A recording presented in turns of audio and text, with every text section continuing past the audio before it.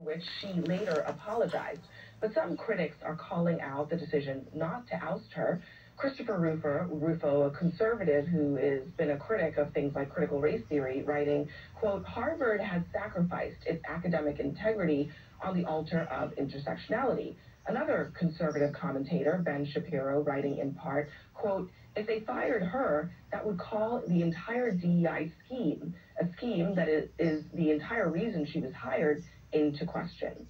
Few people know what it's like to be on the receiving end of this kind of right-wing criticism of academic teaching more than our next guest, Nicole Hannah-Jones. She's a Pulitzer Prize-winning New York Times Magazine writer and the creator of the 1619 Project. You might remember that she was denied tenure at the University of North Carolina due to backlash from conservatives for the 1619 Project.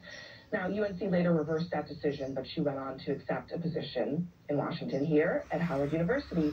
Nicole, thanks for joining us. So, Nicole, what do you make of the fact that, this was striking to me, some of the same voices who are your toughest critics are the ones who are Claudine Gay's toughest critics and the loudest voices calling for her ouster?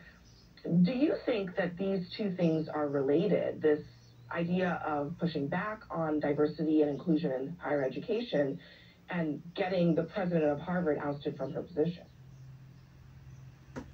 Oh, absolutely. So they're using the guise of pretending that this is about concern over anti-Semitism, which is, of course, something that all of us should be concerned about, to really just further their propaganda campaign against, racial equity. So when you think about the fact that Harvard, this nation's oldest university, had about a 370-year explicit racial quota of only hiring white men to be the president, it's laughable to think that the first ever black woman following that unbroken line of white racial quotas is the one who's unqualified. I mean, this is kind of the beauty of how racism works. If you are black and you don't achieve, if you don't succeed at the highest echelons, it's because you're lazy and you're not smart enough.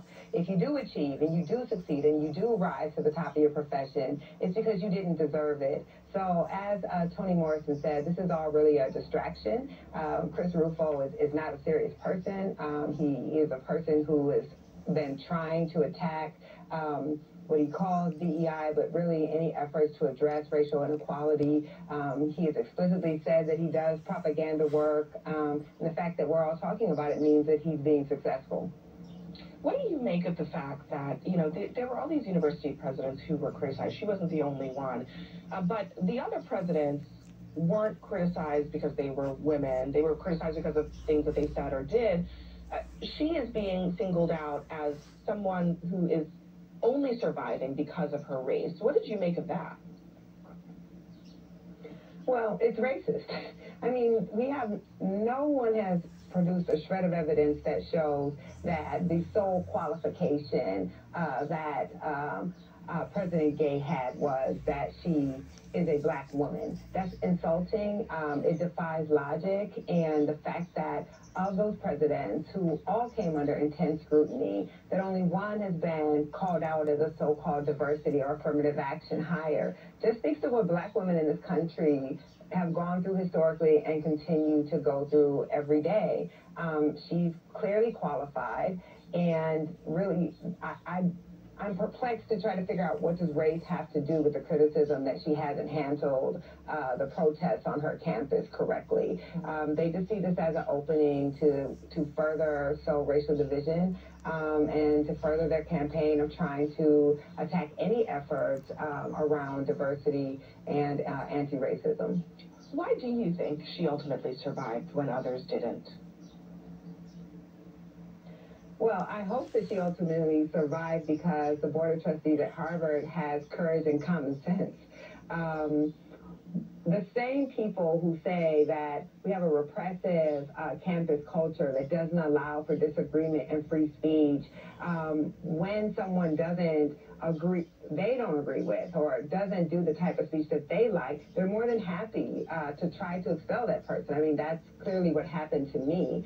We cannot have academic freedom where we have settings that we have to worry about major donors and people who have political motivations determining who can provide leadership on a campus. She had the support of her faculty, and she had the support of her student body, and it looks like she had the support of the Board of Trustees because she is qualified, and there's no reason why she should have been ousted. So I hope that we will see courage when in the face of these type of political campaigns. You raised something that I want to get your take on, because, I mean, one of the criticisms of what's happening on the campuses right now is that students, for a long time, have kind of said, you know, we need safe spaces, we need to kind of ban hate speech, ban speech that is violent, speech that they describe as violence. Do you think that there is any truth to this idea that if you're going to have those lines drawn for other minority groups, those lines should still be drawn for Jewish students as well?